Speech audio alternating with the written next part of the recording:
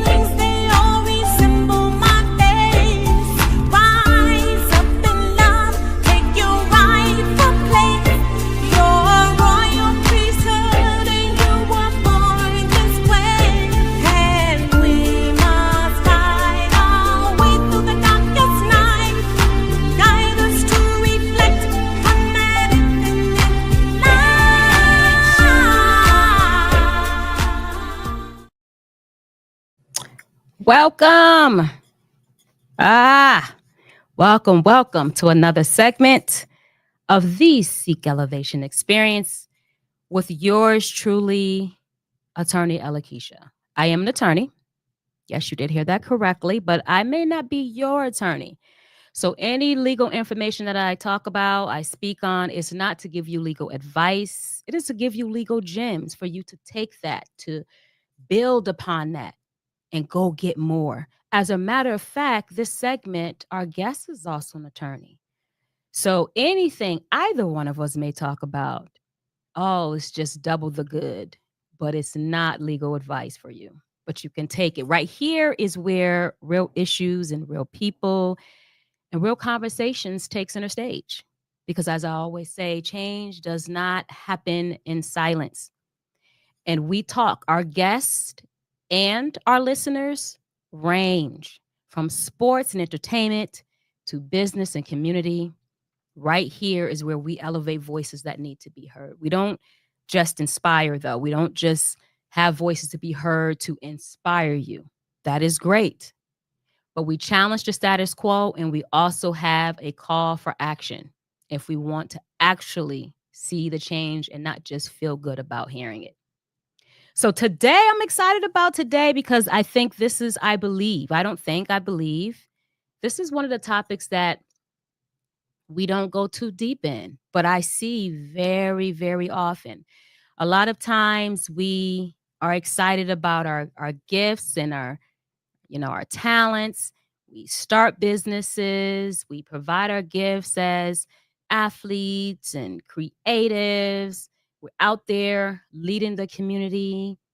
But a lot of times we have issues, concerns, or probably don't even pay much attention to the relationship part outside of all of that, but that can affect every aspect of that. So we're going to talk about that. We're going to talk about business and relationships and how the two intertwine and how it's important that you do not put it on the back burner, that you do not acknowledge that all of it goes together.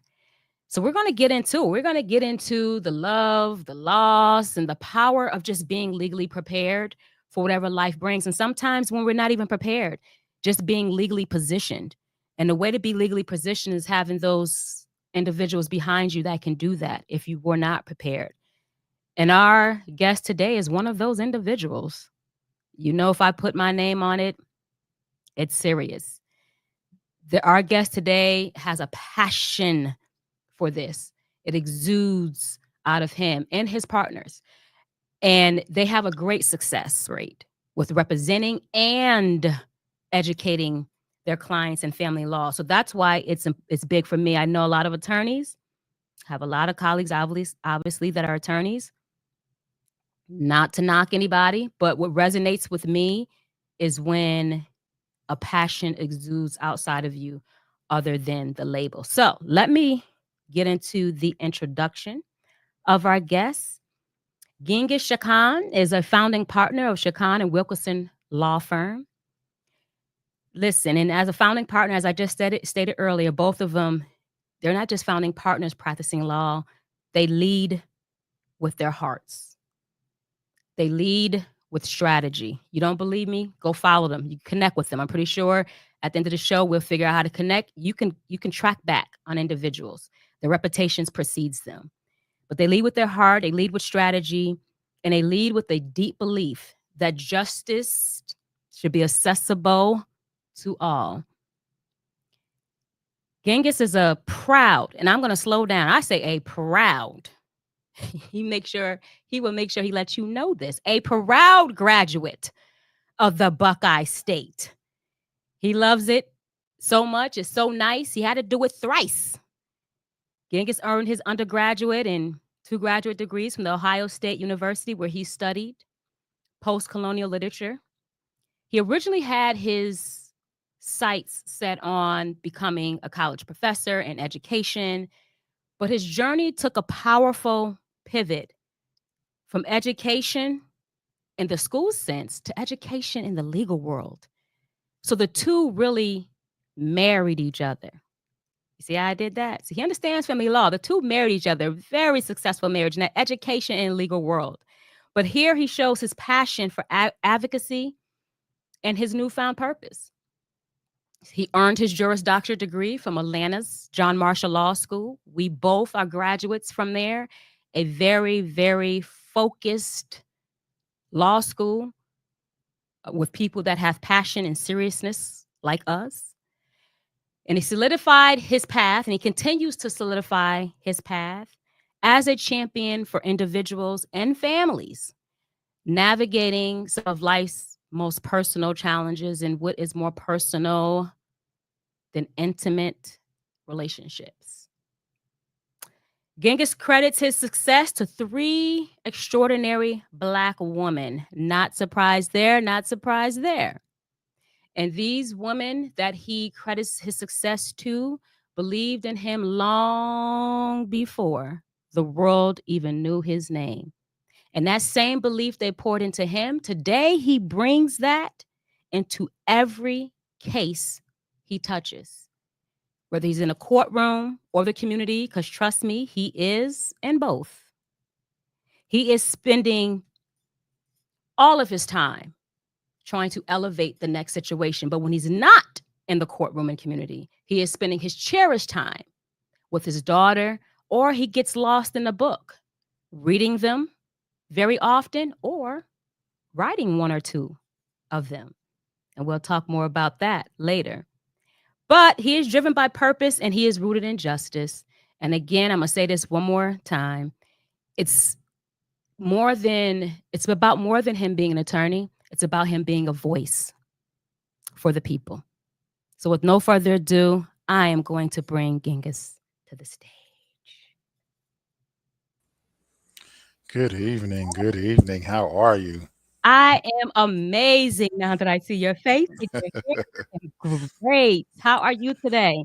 I'm blessed and I'm very honored, I should say, and it is a privilege to be here with you on your podcast or your broadcast. I'm not sure how we're marketing these things these days. I do want to share with some of your listeners that you were a great mentor coming into the legal space, especially from John Marshall. And so it has been, like I said, a crazy journey that our business ventures have connected, especially, post law school. So again, very honored to be here with you today. Listen, the honor's mine too. My light acknowledges yours. It's easy being a mentor, if that would we deem it, when there's individuals who is just hungry, ready to eat, and want to pull all the food to the table. And that's what you and your partner did, Chelsea. And then not even that, talking about pulling food to the table.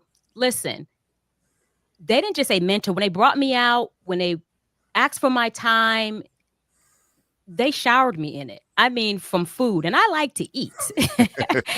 So, they took me to this one restaurant that was absolutely phenomenal. You can eat from like different parts of the country and stuff like that. So they were showing me all types of stuff. So that made it very easy. But outside of that, like I said earlier, when we connect with individuals that are liked aligned, it's very easy, right? Our time, we feel like we have more of it when we connect with people like that. When we don't, we like we don't have enough of it. So Absolutely.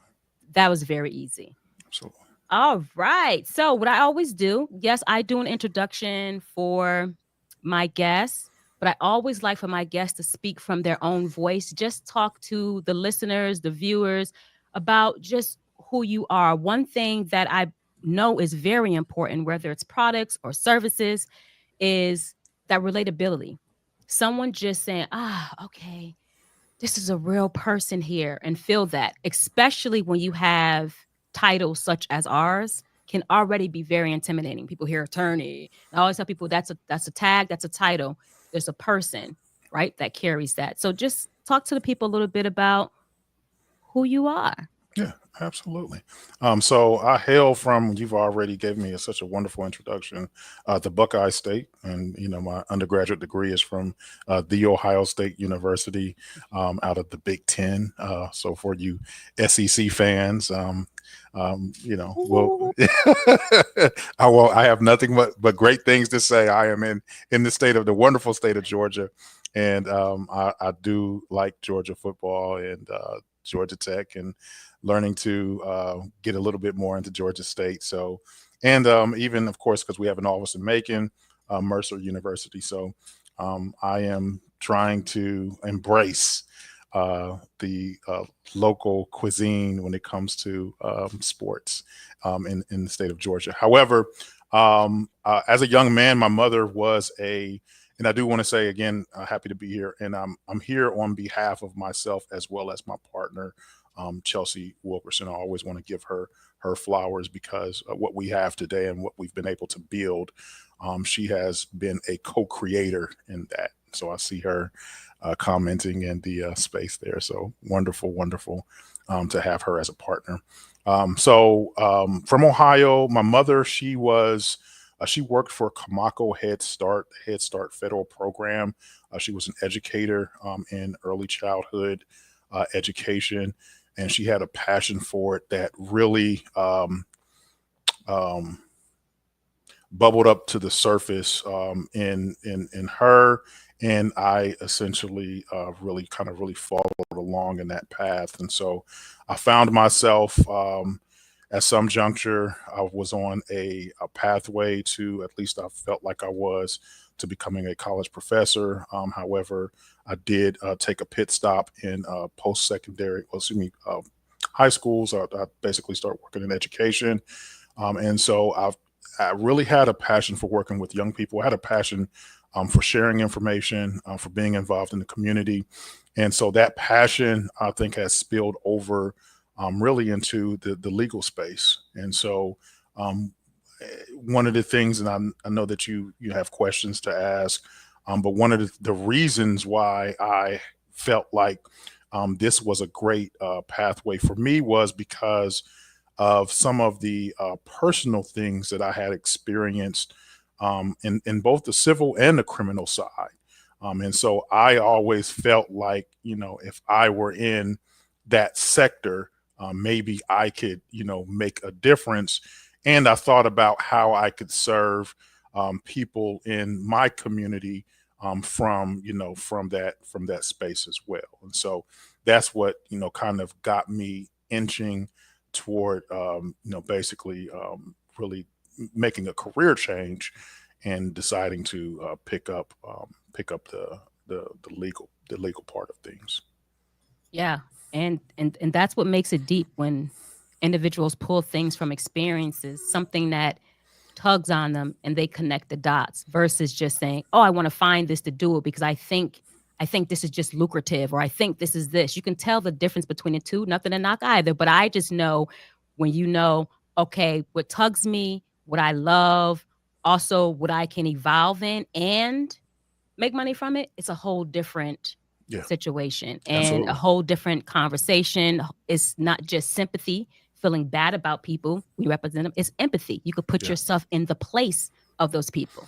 Those are just two different levels. Yeah, So I hope absolutely. individuals hear that just from what you're saying. And like you said, the evolution that you even did just from starting, I mean, education, you're constantly doing that. You moved into a different sector, but when you move into an area such as what you practice, which is family law, there's a lot of education that has to go on there. You Yes. get people, you and your partner get people at very vulnerable states, angry states, confusion states. I can only Yes. imagine. Yes. Yes. Um, so let's back up a little bit. As you decided to transition from what you was doing, where you thought you were going, can you remember a time that it was just something that turned and said, I know I want legal, but I want it to be family law. I mean, Hmm. that is I don't think people understand how heavy Yeah. that area of practice Yeah. is.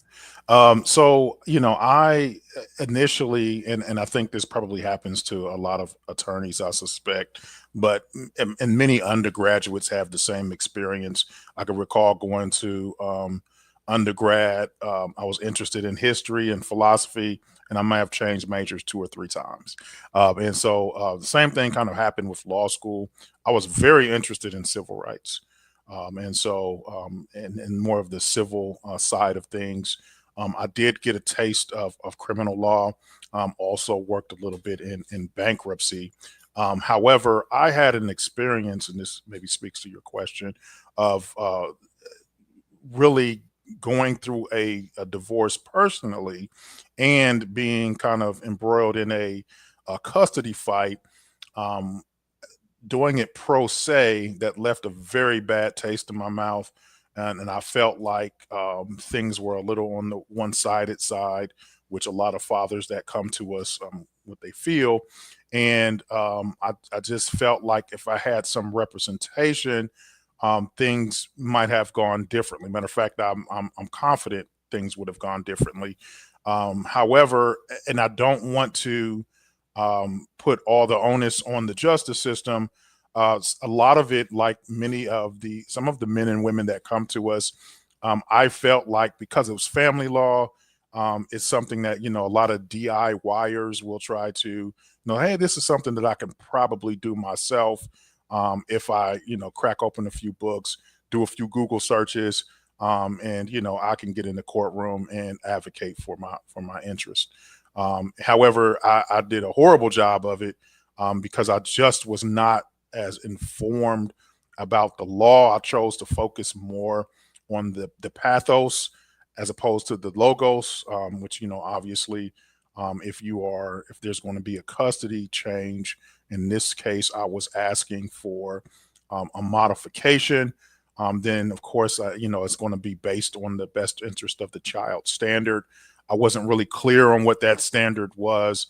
I wasn't really clear on, what I needed to do to make my case. All that I really came armed with was not evidence. However, just really just kind of an emotionally charged testimony that was not going to carry the day. And so that was, kind of my um, in law school. I remember having that, really epiphany, like, hey, I want to help people. Obviously, I'm not a nun. I have to, we do have to earn an income, right? Yes. We have student loans that have to be paid back. Yes. And I've always been interested. I've had an entrepreneurial spirit. And I found as an educator, a lot of times, and you're an educator as well, when it comes to this space, that in many instances, when I was working for a school system, I was hamstrung by what I was permitted to teach. And a lot of times it had to do with the curriculum, or it had to do with, state standards, et cetera. So I wasn't really allowed to, really color outside the lines. And so I felt like if I had my own, business, how I would do things differently, how I would serve clients, how I would try to make sure that, justice was served in, these cases as best as we could, and how I would try to get my clients' legal goals met. And so that was kind of the start of the first few steps down that pathway toward family law. And there you go. You have experience on both sides, actually real experience and learned experience and marry the two. Can you back up a little bit just for the listeners to understand as we throw out some jargon what pro I mean you explained it in there, but I don't know if they caught it because they don't know what pro se is. You was Yeah. explaining what pro se is, but just to back up and explain pro se. Yeah, absolutely. So I was unrepresented, which in the state of Georgia and really in the United States, the majority of folks in court are unrepresented. And so, it always benefits the parties, especially when it's high stakes, right? So for me, there are a few scenarios that are high stakes scenarios. One is when it comes to your babies, when it comes to your kids, and you're talking about custody, you're talking about visitation, or even if you're talking about child support, those are high stakes, zero, really sometimes zero sum games. Same with divorce, and you start talking about equitable division or dividing up a marital estate, especially if it's fairly robust. A lot of times, people's largest asset is their retirement, and they might be hundreds of thousands of dollars, or paying alimony over the course of a number of years. Those things are high stakes, and so for me, going back, if I could do it all over again, I would not have been pro se unrepresented. I would have sought counsel, and to be fair, and with myself, I actually did. I still remember the law firm that I called. However, because of my obligations, including child support, and I entered into a bad settlement agreement. I just did not have the funds to engage that particular law firm at the time, who was a men's rights law firm. But yeah, pro se for me just did not bode well, and I find that many of our clients, some of them come to us after they have worked their case pro se, and they haven't really got the traction that they'd like to get. And uh, I want to back up some too, because this is very important leading up to even where I want to dig in that, because this applies to just individuals and relationships, period. Because there's a lot of individuals that have kids out of wedlock and it's married. So it's to your point, you mentioned that it was unfavorable, especially when it comes to men, right? And then we're talking about individuals who may have kids, which I was shocked to learn this, especially in law school, but you expound more on it because it's your experience there. When you have kids, you're not married, the father has to legitimize himself. Like you have to prove you are the father, but you can still be responsible for child support. It's like Yeah. this really wonky, weird situation. Can you talk a little bit more about this? That these creatives, these Yeah. entrepreneurs, everybody need to hear as they, just get into these relationships, especially men. Right, and I know that you represent a lot of male sports clients that hopefully they're sitting in and listening in on this, or you can pass it along to them. If you in the state of Georgia, right, the state of Georgia is a little different than, let's say, someplace like Florida. If you have a child out of wedlock, and there is a grace period upon which maybe you could marry your partner, where this might not apply, it's a few months. But if you have your child out of wedlock, and at one point in time, you might have been able to grandfather into an administrative legitimation. However, you have to be legitimized. And so, what does that mean? In the state of Georgia, if you are unmarried, then your child, and some people do have problems with this language, because they feel like it's a little on the antiquated side. However, your child in the state of Georgia is considered illegitimate, right? And so, if you would like rights as a father, and that's the big thing. If you would like Right. rights, you have to go through a judicial process known as legitimization, right? And so, what that basically entails is filing a petition. Now, it's not something that's very terribly difficult to do. The rub, the challenge becomes when you start talking about child support and visitation, because that's usually where things get a little combative, right? Because child support is going to be based on the combined adjusted gross income of both parents. Okay. And so many times what ends up happening is the custodial parent, who is mom, um, may go to the child support agency. Okay. The child support agency will pick up and prosecute the case. Right. And so you may get served. Sometimes people they're not served, but the child support agency will oftentimes ask our guys to come in and do a paternity test. Okay. And they may ask for your financials, right? And so, if usually if paternity is established, then child support moves forward, but they can move forward without a paternity being established. And this Right. is kind of where our guys start giving us a call, is they have a child support obligation that they're on the hook for, but they can't see their child or they Right. can't pick up their child, right? Because you don't have rights as as a dad. You have not gone through the legitimation process. And so, but that will not stop Department of Human and Family Services, and I might mess that up, from, of course, attempting to get child support from you. And the other thing is once that order is issued, those whatever you owe, if you haven't paid it, it will, basically continue to accrue, and you will have arrears. And this is where we see, sometimes clients who have their license suspended, or have other issues regarding trying to travel outside the country because their passport is suspended, may have arrears that they're unaware of because they have a child support obligation that they may not have been knowledgeable about.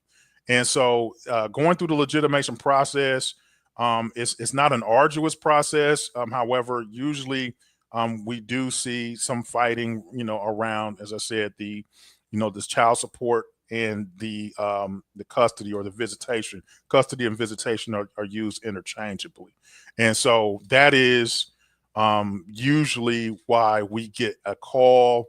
Is sometimes people will file the petition themselves. However, they are in for a dogfight when it comes to what that visitation and what that child support looks like, because as you know, if you get a bad child support number, right, and you may be on the hook for health insurance of the minor child. If there are things, of course there's a child support obligation, and some things might be factored in, like if it's an infant. So you're talking about, maybe, if mom has gone back to work, some of the child care needs, while, or the custodial parent is working. Those things might all be factored in. And of course, there's new legislation that was out there about really recovering the cost, of prenatal care and, all that stuff as well. So it can become quite expensive. And it's always in our guys' best interest, in my opinion, to seek some form of counsel, because again, that's high stakes when you look at that.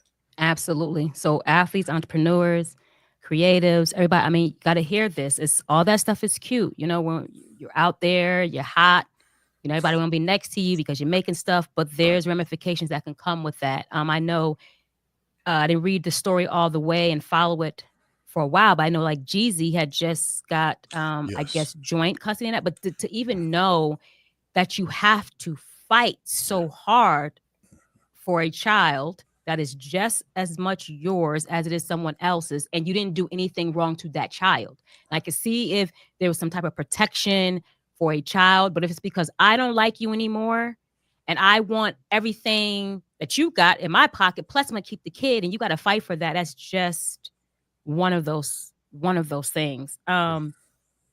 Speaking of equitable, right? Because some people think of that word equity, equal, half. It may not be that, right? Correct. It may Correct. be whatever the judge feel is equitable. So that commingling, that's another situation where we're talking about in relationships. If people have insurance, what if one work at a job and that partner is paying the premiums for the insurance, but it's for somebody else, and like commingling can happen in so many ways, and it can affect equitability. Can you speak more about that?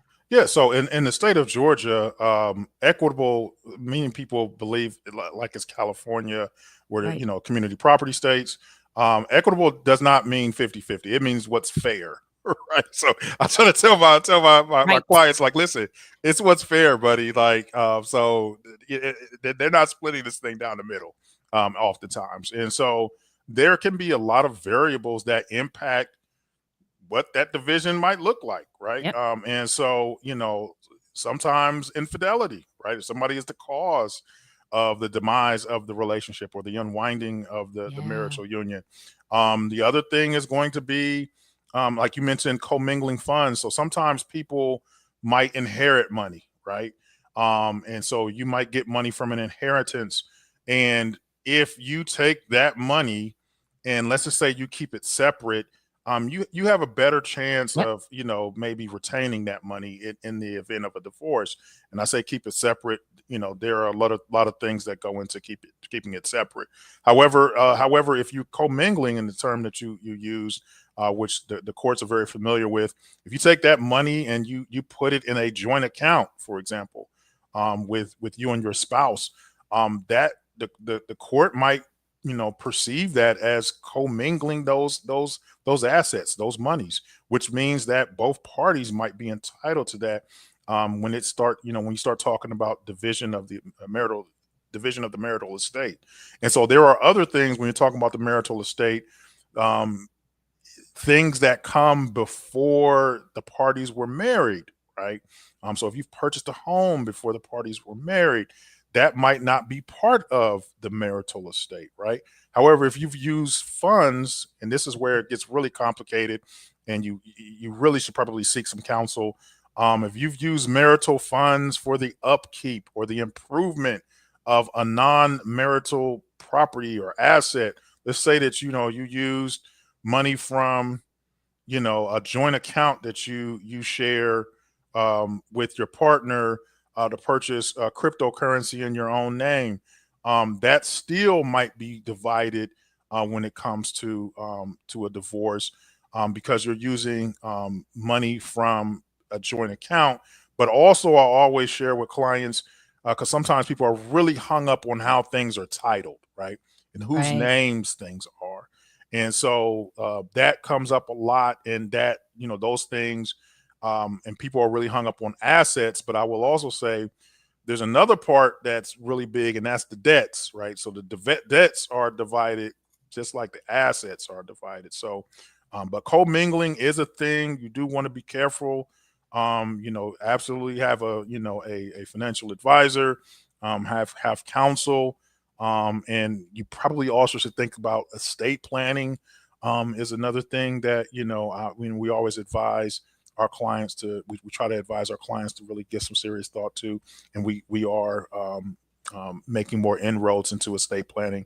It is a practice area that we'll be more involved in the coming months. But these things are all important when you start talking about um, and prenuptial agreements, Yes. and postnuptial agreements. And Yes. I so was just about to get. I was about to get on that next. yeah, Absolutely. right. So all of that stuff is super important, especially like I said, with your clientele, who are high net worth earners. These are things you really want to think about. I think about some athletes and entertainers. Tyrese recently, I think, had some marital drama. DeAndre Ayton, I think, he plays for the Lakers. He recently is kind of in the media for, I think he flew a young lady out from California to Turks and Caicos.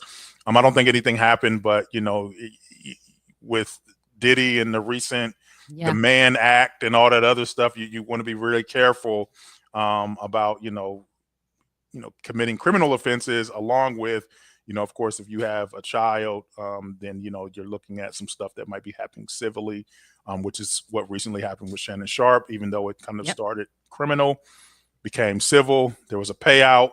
And so, yeah, all of these things, family law intersects with pretty much every other area of law a lot of times. Everything. I mean, they're literally handcuffed together, like you said, from estate, family law. Like these are the people that have to be on your team.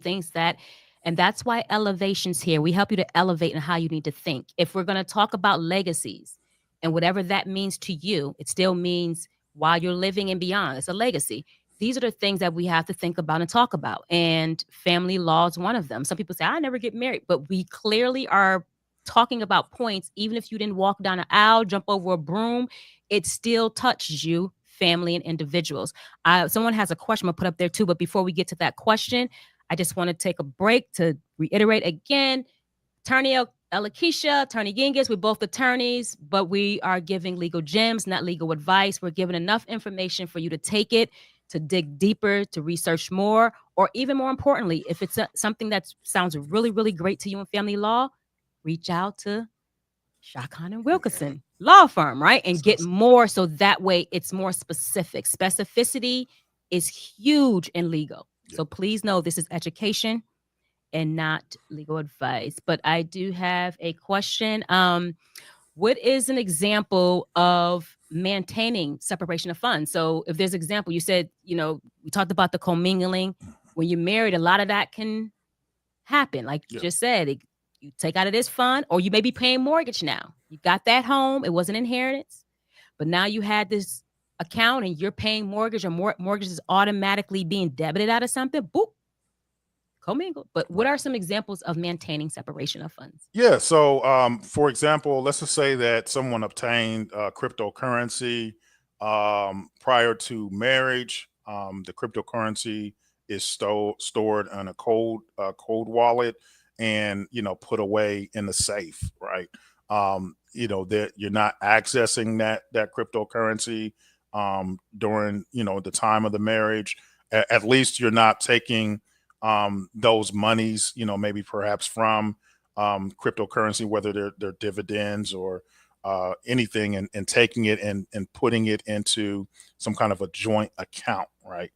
That might be one example, but the best example I can it's not an example that I can provide. The best, because there are always there's a gray area, right, which is where attorneys live in, right? We live in the gray, and so the best thing I can always advise our clients to do is if there is, for example, some of our clients will they have inheritances, right, and so a lot of times it comes in the form of real property, right, and so if you are taking you've inherited a home. It's a good idea, not to really use money from the marital estate to improve the land, improve the property, to pay taxes, anything regarding upkeep.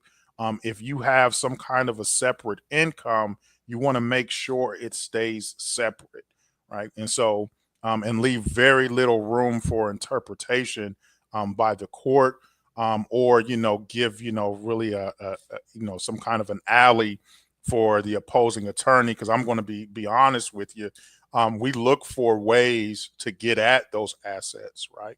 And so if I can find a way, and I have found ways myself, as well as Chelsea Wilkerson, in which maybe someone accidentally commingled, right? And so we made arguments. Let me give you an argument that I've made, where a spouse has had a separate home, but used money from a joint account to purchase a new HVAC system in the separate home that they had prior to the marriage, right? And so, it was my argument then that essentially this asset should be considered part of the marital estate, because funds were used for, from the marital estate for its upkeep, right?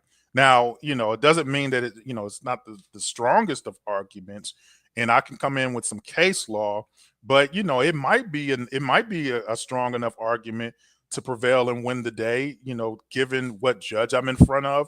Or here's going back to what we discussed earlier, if the opposing side is pro se and they don't have really a strong counter argument, right, and the judge may say, hey, well, listen, counsel, that sounds like a good enough argument to me. And so that is an example, I think, of commingling. But usually those joint accounts get people in trouble when you start talking about commingling assets, or improvements to land, improvements to property, those types of things. Or if you're gifting, that's the other part. If you're gifting things to your spouse, right? That might be a situation as well. We've had issues with some gifts also that might be problematic. And one thing I want to point out, as Genghis just mentioned, state by state, it could change, right? As you keep hearing him reiterate in Georgia, in Georgia. So it's very important for you to be familiar in whatever state that you're in. Some states are more or less favorable to either type of spouse. And he mentioned also California. Woo, you know, in law school, California was one of those, and Louisiana, but California was one of those states that was just like the Wild Wild West, the thing to compare everything to. It just does its thing like crazy. But Mhm. if you're in Georgia, it's very important to hear this because it is one of those states. Correct me if I'm wrong, but that's not as favorable to men. It's You said Georgia or fathers, Georgia. Georgia, and I don't want to misspeak because because the court is supposed to the parents are, I think the wording is, on equal footing when it comes Okay. to particularly custody, because that's where, but many people have made observations that it seems like Georgia is a little harder, less friendly to dads than it is to moms, right? And Yes. so um, I think it depends on what jurisdiction you're in. Some jurisdictions are probably a little friendlier. You'll probably find jurisdictions near military bases might be a little friendlier to fathers, right? Whereas maybe in a place like Fulton County, I don't know, right? And so, I mean, we do practice in multiple jurisdictions, so sometimes we go into a place and we're like, this might be a dogfight, and it different. Sometimes judges, right? Some judges are, Right. really pro dad, and so I'm finding that with more with there are organizations out there that are really lobbying for fathers' rights, and there's a few that we work with that are on our website. As awareness kind of gets raised, I think more and more you're finding dads that are getting either joint custody or primary, but still overwhelmingly, I would say that most primary custody situations are with mom in the state of Georgia. Absolutely. And for those who heard that answer, listen, you need somebody like that behind you that has to argue anything because that was such an eloquent fair answer. We're given enough both sides. And one thing that you did say that is important for people to know too, it just depends. We're humans, right? We're talking about us as attorneys, but everyone, every fact finder, meaning judge or jury, whatever, people are human. And so when you're talking about a judge, we don't know who or what we're going to get. But more importantly, this has to be heard because people see this in criminal as well. And they're like, how did that side not just win? We seen that this happened. Why didn't they just win? That's not how legal works. It's you bring the facts, you bring the law, you make a persuasive argument, and the judge has to rule based on what he or she receives. That's it. Not based on what you think, what seems obvious to everyone, but based on the facts, evidence, and the argument that's laid out before to tie the two together. That's why it's important to not do something pro se. At the very minimum, this is a question to you, speaking of pro se. So if we're talking to someone who like you said earlier, oh, I can't afford anything. I can't afford someone to represent me. Is there a way, or is it probably not the best thing for someone, if I'm going to do pro se, still to invest in themselves, to have like a advisor instead of going? I mean, to me, investing in at least someone to collaborate with, but you representing is the best, period. But what do you Yes. think about that? Yeah. So, the challenge and the hurdle is going to be, if it's going to be an attorney, for them to do so without, um, really within the confines of representation.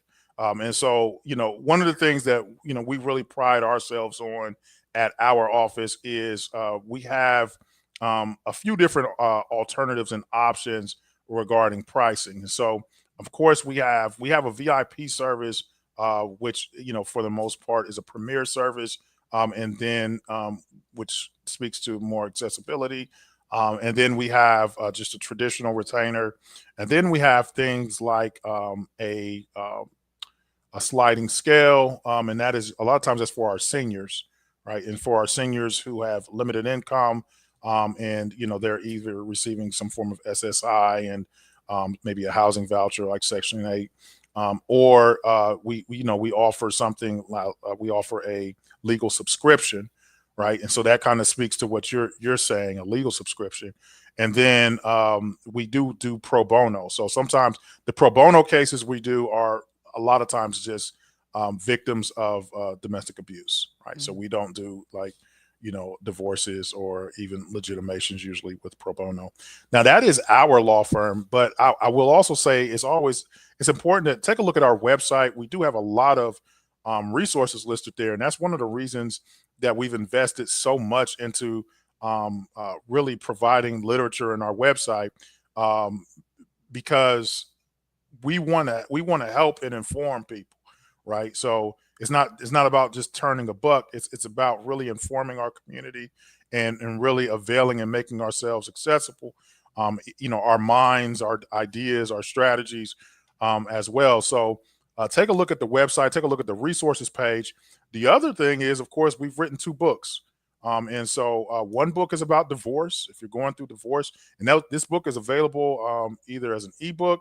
You can, that's one, divorce, death by 1,000 cuts, right? Sounds very ominous, but myself and my partner, Chelsea Wilkerson, put a lot of energy into what to expect and what to protect, right? So this book is available on Amazon, or you can go in a hard copy, or you can go to our website and not our website, but into Instagram and or social media, and you can download it, the ebook form.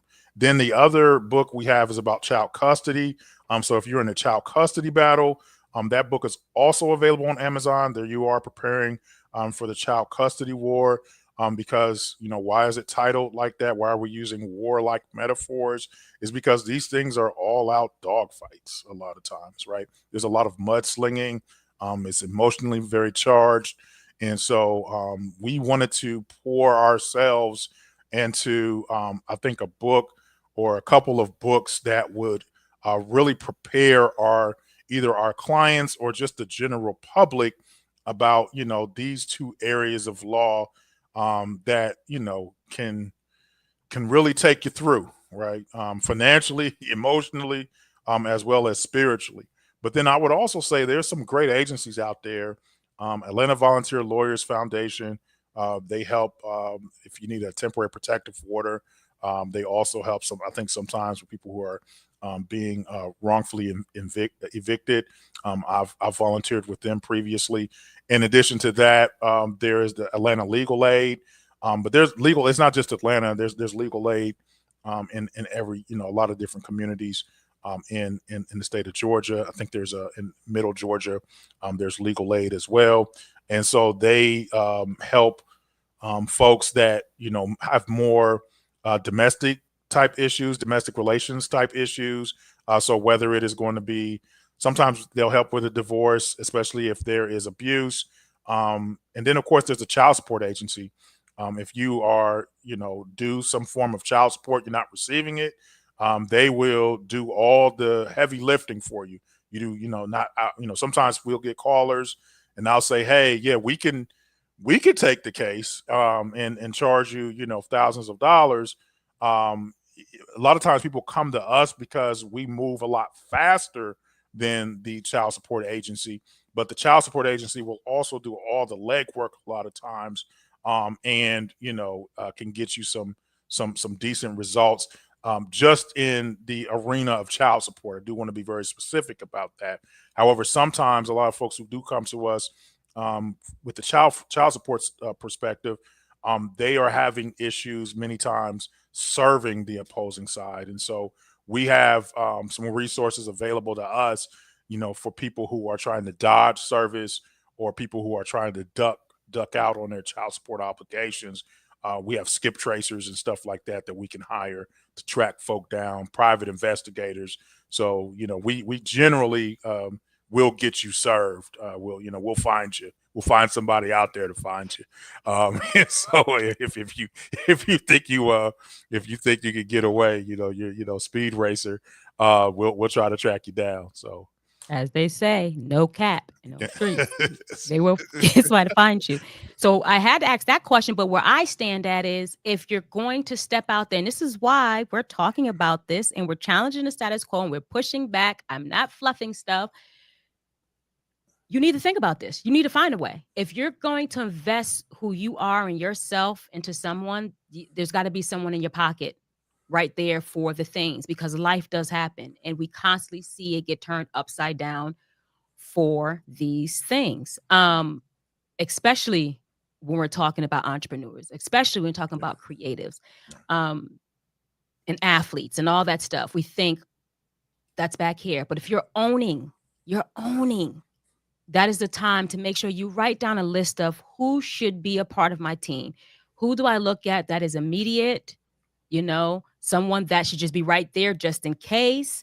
But you build those relationships with those individuals as well and get an understanding. But you got to find a way, and you have to invest. It's just no question, unless you just lose all of your peace and your ownership. But as Genghis stated, various ways to walk into that situation. What would you say? What is the lack from hearing from you and not from Elakeisha? The lack of legal planning, whether it's the prenups we're talking about, custody, just even contractually writing what some of that stuff look like. People think that's crazy, but these relationships, it's a contract, right? Talk Yes. about Yes. if something happens, what would it look like? Like contractually write things down. But custody, having kids, asset protection, how can that impact someone's legacy? We all scream about legacy and livelihood. How can lack of planning in those areas? Yes, and I'm reminded of, I think, Jay-Z's song. He opens with legacy, legacy, legacy.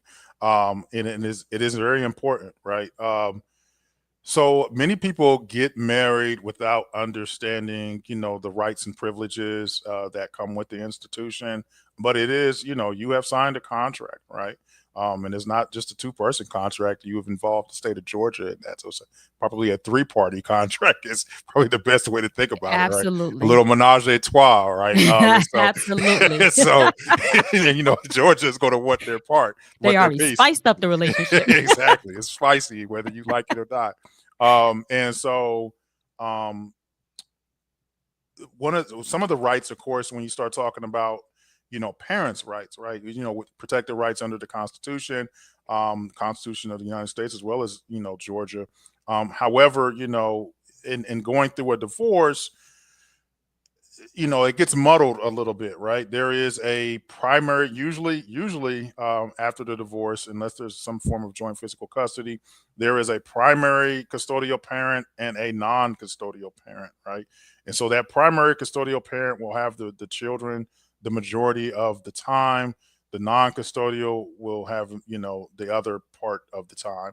Not only that, there's legal custody, right? So these are talking about legal rights to your children, right? So you contributed to making them. However, the Right. state of Georgia is telling you, like, Yes. this is how much time you will be permitted to spend with Yes. your child, right? Your Yes. biological child. And so legal custody is going to impact things like religious upbringing, things like education, things like for example extracurricular activities, which is a big deal, right? So if you're the non-custodial dad and you want your son to play football, and in legal custody, usually in legal custody it is joint. However, the caveat is usually in the agreement, the parenting plan, you'll see that the custodial parent is the tiebreaker if there is a disagreement, right? And so y'all are supposed to talk about what, let's just say, extracurricular activities little Johnny is going to participate in. However, if mom wants Johnny to play soccer, you want Johnny to play football, and y'all don't agree, little Johnny's playing soccer. Like, if she's the tiebreaker, right, as a custodial parent per the parenting plan, right? And so that is, it's kind of the plan, or that court order that comes at the conclusion of your divorce. It might be a marital settlement agreement. It might just be a divorce order. With that parenting plan, it spells out like what your rights are, in terms of spending time with your child, what you are legally really permitted to do, in terms of your feedback when it comes to raising and rearing your child, what your contribution is going to be. And if you fall out of line with that order, you can be held in contempt of court, right? And the judge, could bring you back. We've had parties jailed before for refusing to follow an order. We've seen there's situations where custody might be flipped because you're not following an order. Meaning, if let's say the custodial parent is not following the judge's order, you get back in court. It's egregious enough where the judge says, "Hey, I'm tired of seeing you guys. I'm going to flip custody over to the custodial parent." Say in this instance, it might be the father, right? So, a lot of rights that are tied up in marriage. Some of that stuff. We haven't even touched on the financials, the things that are going to be divided and split up. Seeing your retirement, fly out the door. I've seen situations where, we talked about the DIYers and the pro se folk, and I'll never understand people who have all of these, have a robust estate, a lot of assets, have kids, and they're like, "Oh, I'm just gonna go in here and work this case myself." It's like it's high No, stakes. Right? it's mindset and education. And that's why I want to do this. I'm around it too. I'm speaking to this, but I have clients and I've been around people and I think that have the money, right? People's mindset, if it's not something that is ingrained in your mind that this is really important, you're disassociated and disconnected from that thing. So they do think, "Oh, I don't need that. I'm emotional. I'm gonna go in there and, like you said, I'm gonna go sell this and say this. I don't need all." But this is why we need to elevate. We need to understand how, if we're using words such as legacy, ownership, and all the things, we have to understand how we move that way. Yeah. And it's literally education. Yeah. It ain't the money. Sometimes it ain't access. It's what you're thinking right here. And so that's why we're talking about it now. We're talking about it today to say, this is non-negotiable. Yeah. Even before you have an issue. You got to literally, like I said, write a list of things how can it go? So finish. I just had to jump in there and say that because no, that's perfect. That's because perfect. it's not about access. It's not about a lot of stuff. Again, from my exposure, a lot of things is not about access. It's about choice and us choosing what we want accessible to us and what we don't. Yeah. But then when we don't move the way that puts us in the best light, we cry and wonder why it's the dark. Yeah. So now we're bringing the light out. So we're going to get there. We're going to get there. So this is very important. Can we segue into that? Talk about the love, right? So a lot of us think that's what's important. The love, right? I just love you. Travis Hunter, and I don't know his situation completely. I'm just bringing up, I know a lot of people were jumping on him. Speak on it. Yeah. A lot of people were jumping on him because it was like the prenup, and he felt, again, not accessible. He felt attacked, right? He felt attacked. Maybe some people could have came a different way, I guess. But the message people were saying was, been there, done it, been it. We rooting for you. We see these things. We want it to happen. But the prenup, he was love. Prenup means you must mean you don't love me. Can we talk about that love and how that love can morph into the opposite side? Was it Love and Happiness was the song. Man had hot grits thrown on him. But yes, so Travis Hunter, I was reading about it today. I don't know how true it is, but from what and of course it's TikTok, so take it for what it's worth. But there was a TikTok that said that he was married at a venue in the state of Tennessee. Of course, Travis Hunter is, I know he graduated from high school here in Georgia, along with his wife. However, I think he's playing professional ball in the state of Florida, if I'm not mistaken. However, my understanding is they were married in Tennessee, and someone can always correct me if I'm wrong. Tennessee has some very interesting laws regarding alimony, right? And so a lot of times these states where even you elect to get married, you are bound by the rules and the laws of those states or the states that you might reside, right? Mm-hmm. But to your point about love, we a lot of times we walk a very Chelsea and I walk a very thin line in counseling our clients regarding these co-parenting situations, because they are by far a lot of times the most explosive, right? And so usually with the guys, I can be a little more, um I'm not going to say transparent, but I can be a little more real, right? I will say, right? And I just, I don't shroud it in a lot of emotion or flowery language. The first thing I usually say is, "Hey, man, you picked her." Okay, so people will come to court, or they'll sit in front of their attorney, and they will list everything that is evil, unholy, unsanctimonious, everything that's wrong, every mental illness the opposing side has, right? Like, hey, man, but you laid up with this lady, and y'all had two children, right? So you didn't stop at the first, okay? And so my first cautionary tale to men and women would be, uh, probably maybe to do a background check on, who you might decide, to procreate with. And, look into their family history. Look into, whether or not people in their family have, any kind of mental health issues, or even physical health issues, because that might impact the cost of rearing a child, right?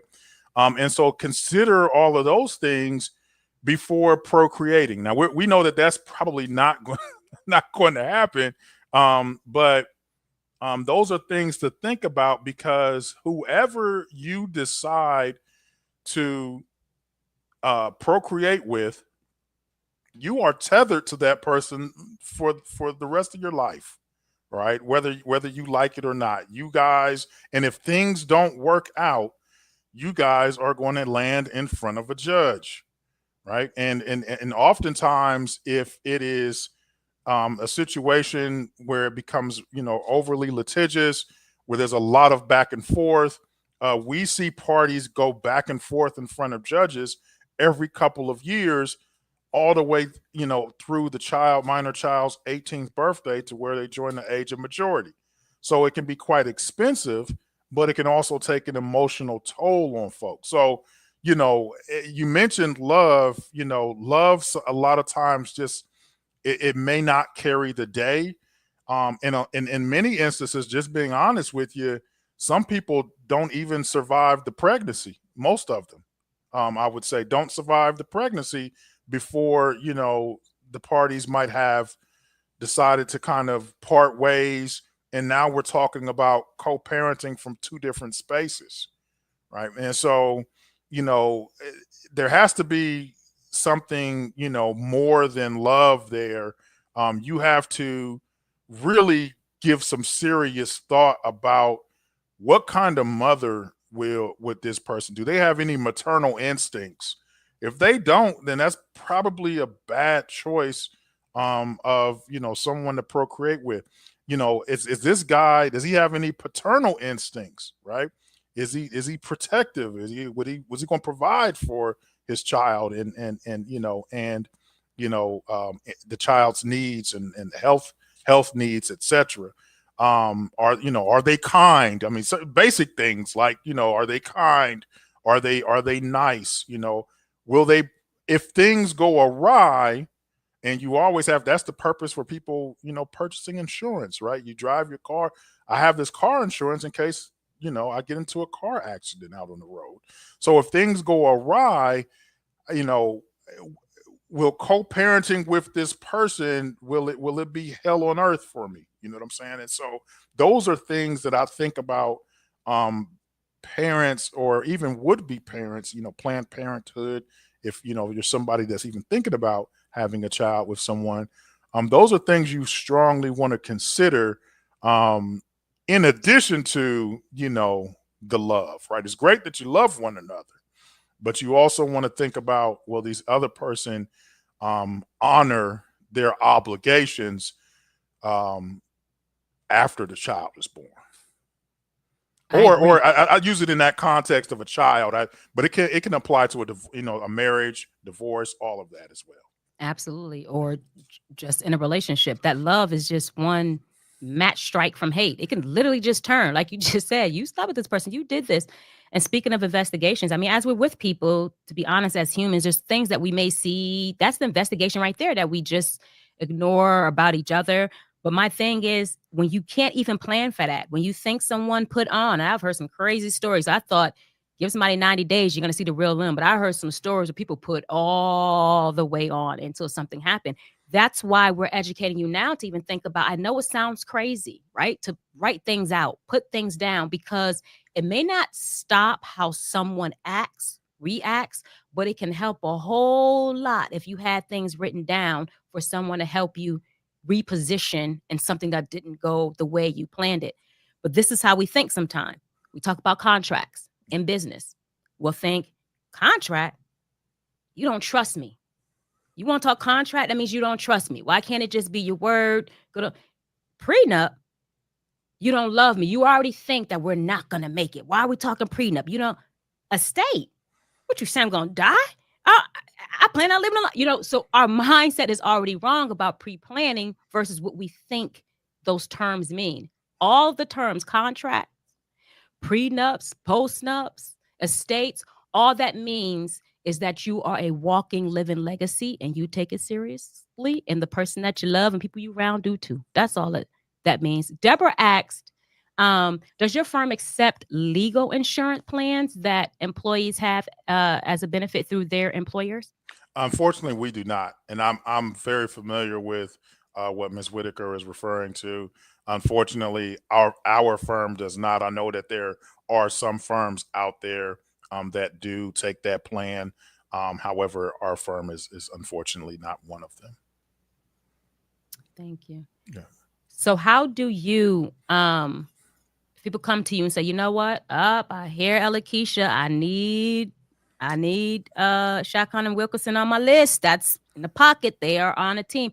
Are there some pre-things, conversations, things to have to build before if everything is fine, like conversations to have prior to issues? Yeah. So what we do is we have a couple things. If you are on social media, definitely check us out. I think IG, we are GA divorce _, family law attorneys, if I'm not mistaken. And then it is Shakhan Wilkerson Law on Facebook. If you go into our bio, you'll find there is, if you're going through a divorce, there is a free download in there. And so you should take a look at that download. And if you go to our website, I want to say that both the download is available, and on the website, there is also a few other resources that are pretty helpful for those people who are vetting attorneys, right? So we help you come up with some of the questions that you want to ask an attorney that you might be thinking about engaging, right? So sometimes experience is real important, right? Not every attorney, family law attorney, goes to court. Okay, some of them settle out of court a lot. Now that might be important to know, because if your case is highly litigious, it may not settle. However, your attorney might be more prone to settling and entering into a deal that is less than favorable, right? And so that's something to think about. Also, retainers as opposed to flat fees, right? So there are attorneys out there that do flat fees. There are attorneys out there that do retainers.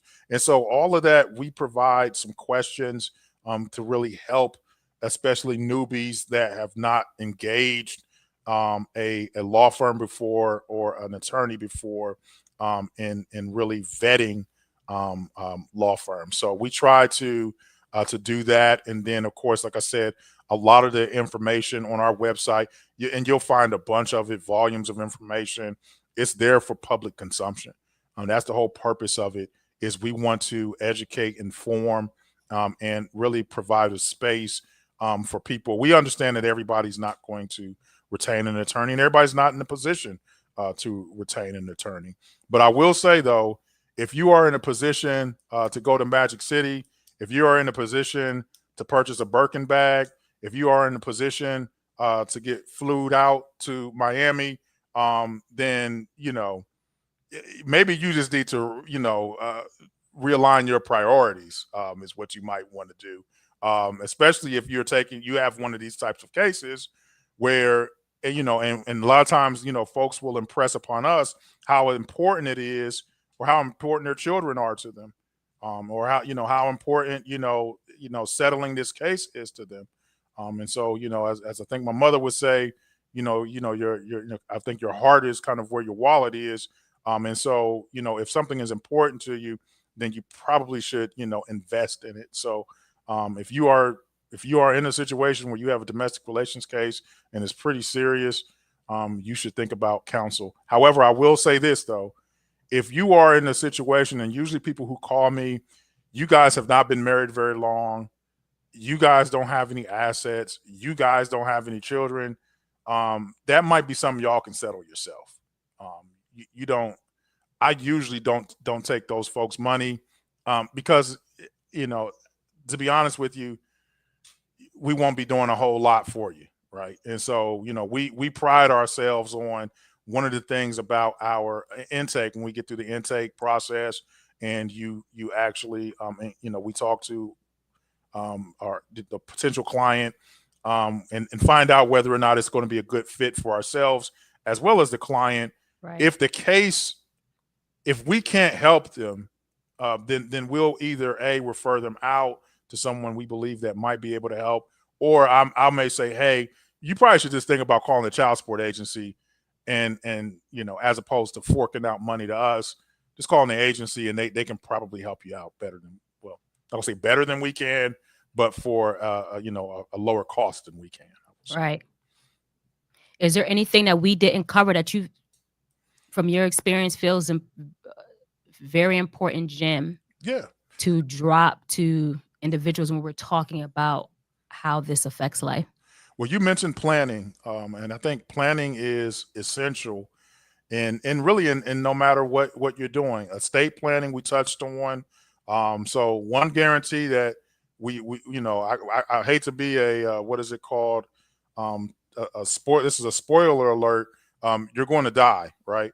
All of us will, right? And so it's probably important to think about, what, when you talk about legacy, that was one of the terms that we use today, to think about what happens with your estate, right?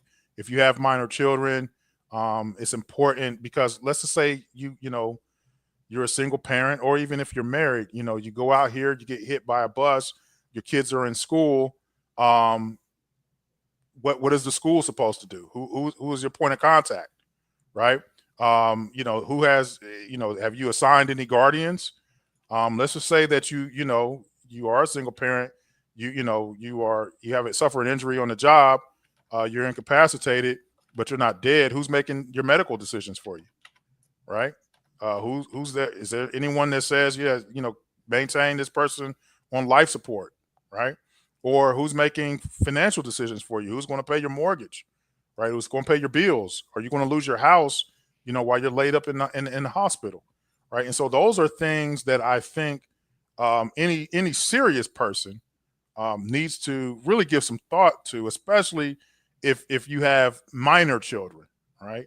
But even if you don't, you want to think about, your estate. And I think that, that has plagued, when I think about some of the underserved communities, and I could talk specifically about Black folk, you see folks like Prince, and there was someone, I don't think it was Aretha Franklin, someone else that had passed, and, passed without a will, right? Or it was Aretha had something that was written that her son found on the couch, but then they back and forth on some things that changed. So they fought about if that was the will final dot. So Aretha was one of the ones too. Right. And so you have, that's the estate planning. You have, prenuptial agreements.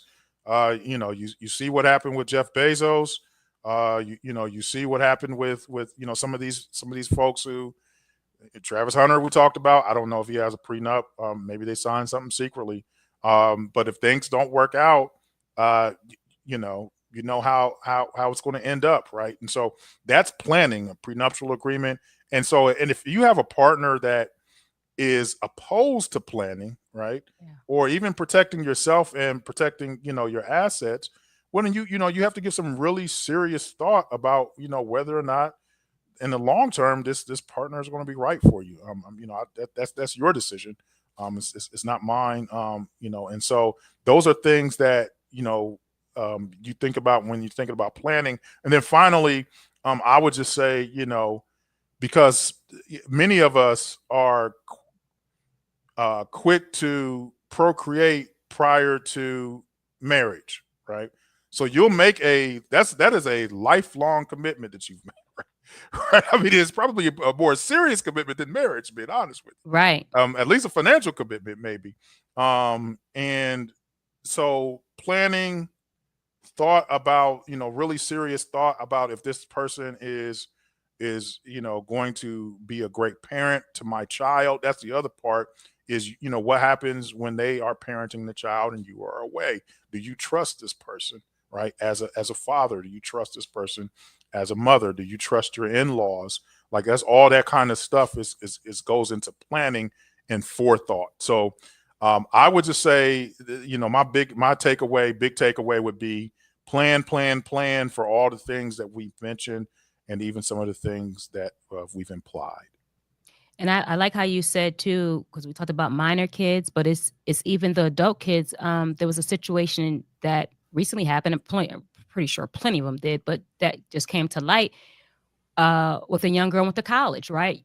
No longer a minor, but the parent is still taking care of her and didn't have a healthcare directive. So it was like, no, I don't know if you can make that decision. There's nothing that we have that says you make that decision, right? So it can get very scary when we don't plan. And we only know what to plan based on our awareness. So now we're becoming more aware. So we need to plan and think about those things, healthcare directives. Um, Again, family, if you have family in any capacity, and that can mean marriage or not marriage, you're creating family. And you have business, you're an Yeah. athlete, you're creative, or you just have you have a job because life, right? We're thinking about life. Yeah. So all of it is Power important. of attorney. You mentioned entrepreneurs, Oh, business owners. oh, What happens if you're laid up in the hospital? What happens to your business yes, and the person making all these business decisions for you? Um, yes. having a succession plan. You're the CEO of the company. What happens when you go down, dude? Does the business does it go under? Does someone take the reins? All that stuff is important. That is beautiful. Thank you so much. You all seen the website already, but you know what? There's some who are actually listening uh, via podcast later, so I can't just show things. I think you said the book, right? But we're gonna go back. So read your website, and I'll put both books back up, but just kind of read the book so those who are just audio, Gotcha. we didn't forget about you all. So your website is www.shakhan SHAKHAN Wilkerson WILKERSON law.com. So Shakhan and Wilkerson law.com. That's the website. And then the books are divorce. That's the child custody. Divorce, death by 1,000 cuts. What to expect and what to protect. And that is available if you go to our IG. You can get an ebook form, or you can go to Amazon and you can get a hardback. The other book is a child custody book, preparing for the child custody war, right? And that is also available on Amazon and is available in ebook. And then you can also, we have a third book that's coming out that we have written with a psychologist, and that should hopefully be out in the next few months. And it's going to cover parental alienation, some of the emotional side of what happens, when you go through this process, which we don't cover. We talk a lot more about, the legal stuff, but there is an emotional fallout that a lot of our clients, or even, just folks like myself going through it pro se, that unless you've probably read about it or experienced it, you are just probably unprepared for. So look out for that. And if you are on our IG, we also have a podcast. I think we have an episode probably coming out this weekend. So the podcast is called No Sleep in the City. So myself Ooh. and Chelsea Wilkerson will be on, and we look forward to hopefully maybe answering some questions and maybe getting you on there as well as one of our I'm here one of for our you. You guests. already know it. You already Excellent. know it. And Excellent. yes, please shout again out to Chelsea, because she's not on here right now, but amazing, powerful woman. And just even that partnership, the synergy and the dynamic energy that they bring together is absolutely amazing. So yes, shout out to her. Shout out Chelsea. All right, then that is all. I was reading what Deborah wrote here. She said she heard about a mom and daughter who made each other their respective beneficiary. Both died in a tragic accident without an estate plan. Yeah, the ex-husband, the dad of the adult child. Yep, got the inheritance. So everything is about what we plan for, or should I say what we don't plan for? Yep. Don't plan for as well. Don't plan for as If well. you don't plan for it, that third party, the state of Georgia, has a plan for you. The state of Georgia. Genghis, you're saying everything I said before. No matter what you do or don't do, it's already something done. Yes. It's you're deciding if you're going to come out of that control, out of those guardrails. So even if you don't do a contract with partners and all that, there's already partner statute. If you don't do operating agreement for LLCs, already same thing here. So if you don't do the things you need to do with your family, Georgia's already waiting and say, I guess you want me to tell you what to do. Yes. You don't know if you're gonna get them on a good day, bad day, if they're frustrated, but you don't want anyone else telling you what to do. And you will pay the state of Georgia if they make a decisions for you. So if you're in probate court, for example, you're gonna pay somebody. So you might want to make the plan before Georgia has to make it for you. I love it. All right, y'all. That is a wrap for today's segment of the Seek Elevation Experience. I hope you all heard loud and clear that success isn't just about what you build. It's about what you actually protect. And you heard in the conversation for Genghis today, reminding us to plan, prepare. And that love, money, legacy, all the things, they're all deeply connected. We can't keep these things in silos. We're going to be a complete person. We're going to start thinking completely. Because when life gets real, because it is real, what they say, life be lifing, your peace, your business, and your future, all of it deserves protection, not just passion. We keep talking about this word passion, but your passion deserves protection. So thank you so much for tuning in. I appreciate you all for engaging. Those who are going to listen later, buckle up. So this has been a powerful conversation. Remember, the more you know, though, the more you grow, the more you learn, the more you earn. But when you share, you show that you care about all of us growing, learning, and earning. So please share this segment via video, via podcast. Connect. You got the information. So connect with Genghis and his partner as well. And again, don't keep the knowledge to yourself. Peace and progress.